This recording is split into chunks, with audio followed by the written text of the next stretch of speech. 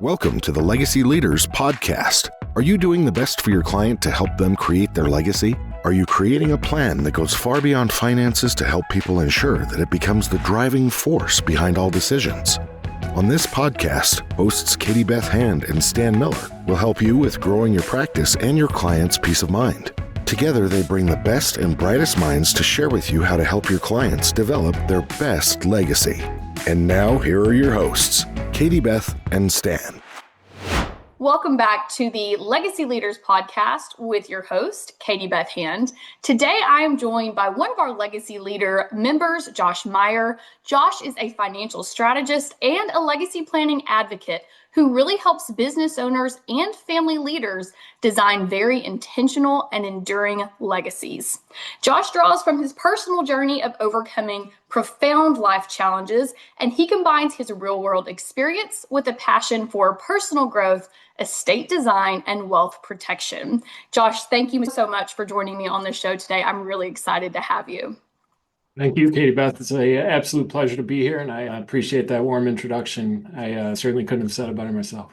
Absolutely. So you are a legacy leader planner. You're an estate planner. Tell us a little bit about what really happened in your background and what inspired your passion for legacy planning and the type of work that you do. Sure. It's been a number of things, and I feel like it's kind of been a lifelong journey that's led me to doing what I'm doing today. In fact, I don't know, did you ever hear the speech that Steve Jobs did? I think it was at a Stanford graduation where he talks about connecting the dots. You can't connect them going forward, and you can only connect them when you're looking backwards. Right. Yeah, I feel like that's how my legacy planning journey is, where my dots have been different experiences that I've gone through, largely personal challenges and adversity that I've faced. But I feel like now, in hindsight, having had those experiences behind me, that legacy planning is kind of the thing that's strung them all together, I guess, and connecting them, so to speak. Kind of specifically, if you want me to get into a couple of the specifics. Yeah, that'd be great. Talk to us about some of those life experiences. It may be some that our listeners share and can connect with. So tell us a little bit about those dots you connected in reverse, those life experiences that really shaped this idea of legacy for you. Yeah, absolutely love to. And I guess before we get into that, I'd just like to kind of share that I'm not one that usually goes too deep into my personal story, except when I think it would be beneficial for the context of the conversation. And I think as far as legacy planning is concerned, some of my personal experience does speak directly to that. But there are really three specific events that I always like to touch on. One of them goes all the way back to kind of my upbringing and all the way back to childhood. I kind of came from a background where there's a lot of dysfunction. I was raised in a household where there was a lot of addiction, abuse, parents in and out of different institutions of various types. And my initial experience with legacy was one that I would call a legacy of lack. So it wasn't necessarily positive, but what that has taught me going forward is that we really have ultimately the decision to decide, do we want to take the legacy that we've been given and perpetuate that going forward, or do we want to start making some decisions and change the way that our family is going to experience legacy by just being really intentional about it? So that gave me ultimately the power of agency, I think, and the power of knowing that we do have a role to play and a choice as far as legacy goes. The second experience, several years later in adulthood, actually in my late 20s, I had an experience where I suffered a 9-story fall. I survived a 9-story fall from a hotel balcony. And that, as you can imagine, is something nobody ever expects you to survive. So that is the biggest gift that I received out of that whole situation, is that legacy is built every day, and that kind of every day is not only a gift, but also a responsibility. So when I had that shift in perspective, I kind of try to reacclimate my relationship with, on a daily basis, with how intentional I'm being, but also trying to kind of pour into other people. And I try to do that with my clients, of kind of reshaping that perspective, so we're not taking things for granted, but as granted. And then the third and final thing that I'll kind of touch on, not to go on a huge diatribe here, but a few years later, after the whole recovery from the accident, I was experiencing some digestive dysfunction. Also, I had developed a umbilical hernia, went in for a surgical procedure, Long story short, I came out of the procedure and the what was intended to have to be done went fine. But the doctor, I could tell, had a look on his face that he mentioned that they had to drain a large amount of fluid from my abdomen. And ultimately, that meant that either a severely malignant type of cancer or cirrhosis of the liver is the other thing that commonly caused that. And I jokingly say that when you're in a situation and you're hoping that the cirrhosis of the liver is the diagnosis, you're kind of dealing with some serious, serious situation. But anyway, that kind of the gift that was given to me out of that whole process is that I really started to understand urgency and that none of us are going to be around forever. And I think that it's really important also to share that perspective with clients, but also it gave me the ability to pivot. So I felt like in that moment, a lot of things were taken from me. From the financial standpoint, you have some of the more traditional methods of planning that are no longer on the table from a legacy perspective. Then you also have just the time thing, and you think about how can I maximize the impact that I'm making if what I thought was going to be, another 40 or 50 years is another, 4 or 5 months, because you never know. So again, all of those just kind of circle back, I think, while difficult and challenging in the time that I went through them and am going through them, really gave me a powerful perspective when it comes to helping clients make the right choices for their legacy and their family. I can see that. And I appreciate you sharing those personal pieces of your story, even just for me on a personal level. You and I have talked before that I adopted some of our children. They came out of a very traumatic background. And so, even for people that don't necessarily have that experience, I know there are a lot of people in our generation that grew up with a traumatic childhood. And so, it's interesting. I love what you said about that is, sometimes the legacy is not continuing the legacy that you grew up with.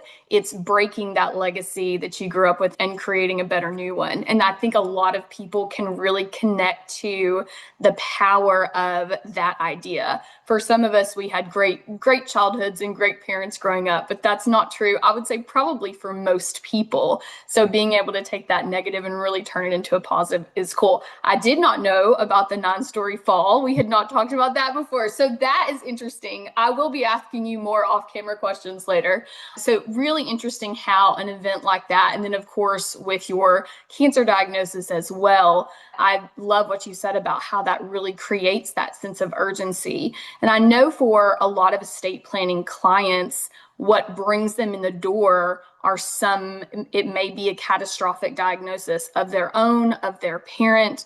And so talk to us a little bit. I know that you do that type of planning, but talk to us a little bit more about more than just documents. What type of work, what do you think is important for clients to capture as far as their legacy? Your legacy is more than just money. Tell me what that means.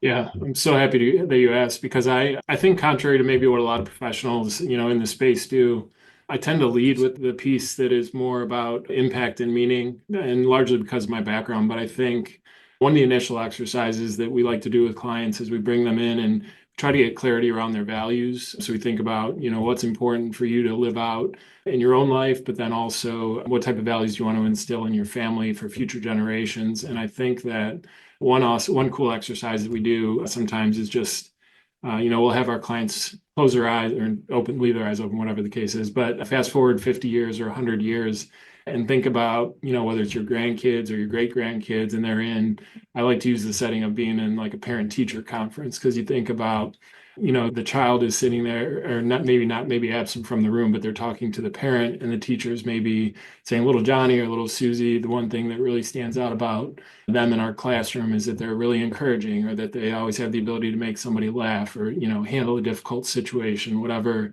the case is, because I think that really helps you kind of isolate or clearly define what is most important to you. And I think that we can kind of pull that back of whatever that virtue or value is, to kind of pull it back in terms of what's an action that I can take today that will help me start living out that legacy. And then when you can start creating some habits around that and making it something that you do on a more consistent basis, it ultimately starts to become a piece of your legacy. And that, in my opinion, is a lot more impactful than some of the financial stuff. Obviously, we all need financial resources to support the family. But I think, if you think about people's legacy that you think of when you hear the term legacy, it's very rare that I think about, sums of money or what they were able to do financially. You just think about a person's character. I oftentimes will go to sports references. So I think about people like Kobe Bryant, who had a tragic story, but he was known for his incredible work ethic and things like that. So yeah, I think money it obviously serves a purpose, but it's not the only piece of legacy that's important. I agree with that. And obviously, I do. And money is an important piece of the puzzle. It's one of those foundational pieces that people do have to have that in place. If you can't put food on the table, it's really hard to build a legacy. And if you haven't planned for your own retirement and then that burden falls to the next generation, there are a lot of things in there that if you don't have that financial piece in place, it really makes it difficult, if not impossible, to leave some of those more important things like values. To back up to the values thing, I love the exercise that you do. I love the parent teacher conference thing. I might steal that. I love that vision. And we kind of do the same thing with our estate planning clients when they come in talking. It's interesting. If they're married, I'll have both spouses write down a couple of values that they think are their family values. And most of the time, they're not the same. And so then we kind of work back from there to figure out what our values actually are versus what of these are we wanting our family values to be that we pass down. And then that kind of gives us a roadmap for figuring out, what things we need to change, what things we need to get started, what pieces of planning do we need to kind of work with. And so I love the parent teacher conference thing. I'm definitely going to steal that. And So, likewise, I think getting everybody on the same page is, it's like we sometimes we have values in our head and if we're not living them out or we're not having the conversations, that not everybody's on the same page. So when you think about, what you're transitioning as a family, it's really important to get on the same page. So it's a really cool thing to do yeah, also. it brings a lot of clarity. And once you can kind of get both spouses' view of where they are versus where they want to be, it's great. It's such a good roadmap. So talk to us if there is a client out there who is interested in this idea of leaving more than just a financial legacy and, leaving more than just a plan with a solid estate plan. Tell us, what are some of those first steps that you would recommend to somebody who's listening to this, is interested, but doesn't know where to start? Yeah, well, I mentioned kind of the values exercise. We actually have some tools, a worksheet that we share. Maybe we can post it in the show notes. But I would, suggest that you go through some sort of formal exercise like that to get clarity on the values. But then beyond that, think about how you pull those values forward and start thinking about what your actions are on a regular daily basis and creating some consistent habits around that. Really just starts with a conversation and getting clarity, I think, ultimately. Yeah, absolutely. I agree with that completely. So, what is one encouragement you would like to leave our audience with, which kind of ties into getting started? What is one encouragement you would leave with our audience regarding their legacy? What's one piece of advice? What's one encouraging word? Yeah, I think the main thing would be, regardless of the legacy that we were given, because I think when we're all born, we're kind of left a legacy from our parents or, grandparents. But that doesn't, whether that's from a positive or a negative background, and regardless of the impact that it had on us, we still have a responsibility to determine if that's the one we want to continue to perpetuate or if we want to change how we end up leaving that. So, I recognize and fully realize that not everybody came from a difficult, challenging background. So it's not just about the people that did, but I think even like I think you alluded a little bit to that there's a lot of people that just came from really solid backgrounds. Both parents are together. They grew up, being embracing solid values and things like that. And everything was good. But, in a lot of cases, some of those people, I think they were, yearning for something more or sometimes good is the biggest enemy of great.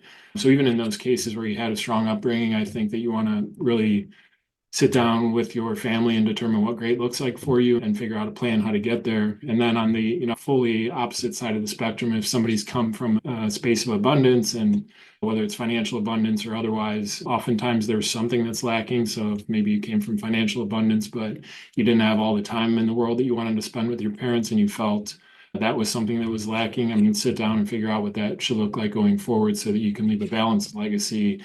Again, like we've talked about, not just on the financial piece, but transferring the values and the things that are most important to create that cohesiveness in your family. That's great. That's a great piece of wisdom. And I have just a couple of more questions before we run out of time. So Yeah. I don't think you've mentioned it yet on this podcast, but you've mentioned it before. Tell our audience what you mean when you talk about being a transitional character. What is that? So glad that we had time to bring this up. It's actually something I came across. A gentleman named Calfred Broderick, I believe. He was a doctor, I think, of psychiatry, but he's got a couple of books out there. And he talks a lot about just kind of family patterns that develop over time, and that it's so much easier that families end up getting in a cycle of just kind of going with the flow and continuing the status quo to future generations. And he talks specifically about some of the painful things that are present in family lineages, and the idea that whether it's, pain, abuse, addiction, physical or emotional neglect, any of those things, a transitional character is somebody who basically stands up and says, this is, I'm going to draw the line. This stops with me. I'm going to be the one who, this isn't going to happen on my watch. And while that is challenging, because change of that magnitude, I think, is challenging in any circumstance, the person that does that is having about the most impact you could possibly have on the future of your family, in my opinion. And we've had the good fortune of working with clients who come from situations like that, and to see them not only make that decision initially, but then to carry it out going forward. It's just like game changer for the entire family. And I can't imagine that there are many, many things more rewarding than doing that. I love that. And I love the phrase. So thank you for sharing that. And kind of in my world, my husband and I call that drift. We find ourselves so caught up. We've got 4 kids. We both work. We're involved in church. We do a bunch of different things, and our kids do sports and all of this stuff. And if we're not very careful to be this type of transitional character, it is, even with 2 parents who agree on values and are trying really hard and have a happy marriage and happy kids, it's so easy. I find us drifting away from some of those core values that we set those habits in our home, and then we get busy and suddenly we're not eating dinner as a family and we're not doing our stories together before bed. And it's incredible how this day and age, how easy it is to really start to drift away from those things that you would sit down and say are the most important things in the world to you. So give us a little bit of, what is your other advice about that? How does one make sure they are being a transitional character? Yeah, and real quick, I think before I go there, I just want to point out what you had said about, the things that you're referring to are like very positive things. So like participating in extracurriculars, being involved in church, those are, Right. what more could you ask for? But yeah, we get swept up in the flow of life and sometimes do miss out on some of those. So I credit you for recognizing that and seeing it in other families as well. And I'm sorry, what was the question you asked? I got sidetracked. What is some of your advice for people who are wanting to be this type of transitional character? What are some tips for starting that and making sure we're sticking with that? Yeah, I think, taking an honest assessment of, where you started, what the legacy that was given to you looked like, and comparing that with what your vision is for your future legacy, and any discrepancies that you see, figure out small ways to fix that. And again, I just think the values and rituals, habits, things like that are incredibly important when it comes to legacy, because ultimately what we do on a daily basis really becomes the legacy. I always tell people that legacy is not this big unveiling of, pulling the blanket off a statue at your ultimate passing. It's something that it's a construction project that we build brick by brick. And I think for that reason, you need to have a blueprint, but then also you need to have a pattern for going back and evaluating how your progress is going, making adjustments as needed, and just having accountability with somebody else. And that's one of the things we love to do with our clients, is saying, here's the plan. How are you doing on it? Like, where can we help and help plug in to make this thing go in the direction you want it to? So. That's great wisdom. And I agree with that. And you touched on, I think, something really important that I want to highlight for our listeners, because you mentioned, when I said, what are some tips for being this transitional character?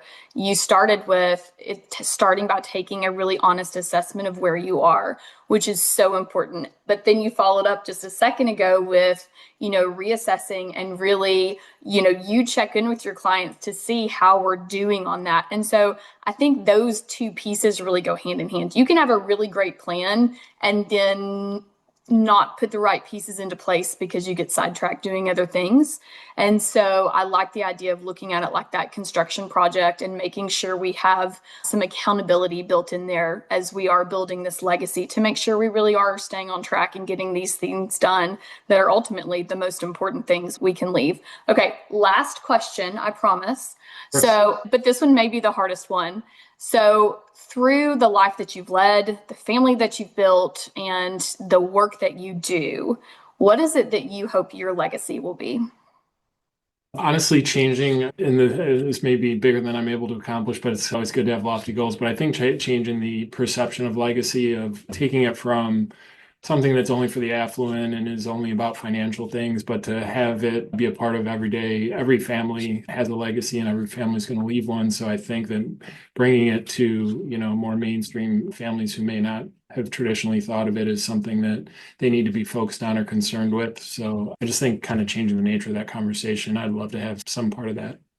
That is a great mission and a great goal. One I am trying to join you in, and one that hopefully will start to turn the tide of here in, the next few years. So thank you so much for jumping on with me today and answering my questions.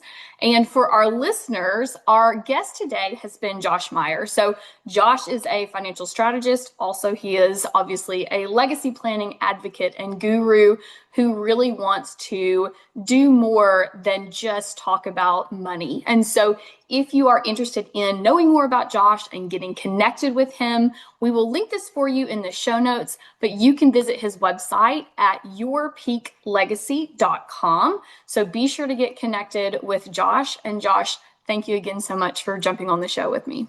Thank you, Katie Beth. It's been a pleasure. And thank you for everything you guys are doing as well. Absolutely. You've been listening to the Legacy Leaders Podcast with Katie Beth Hand and Stan Miller. For more information on them and the show, please visit pinnaclelegacylaw.com. If you like what you've learned today, do share the program with your friends and subscribe wherever podcasts are found.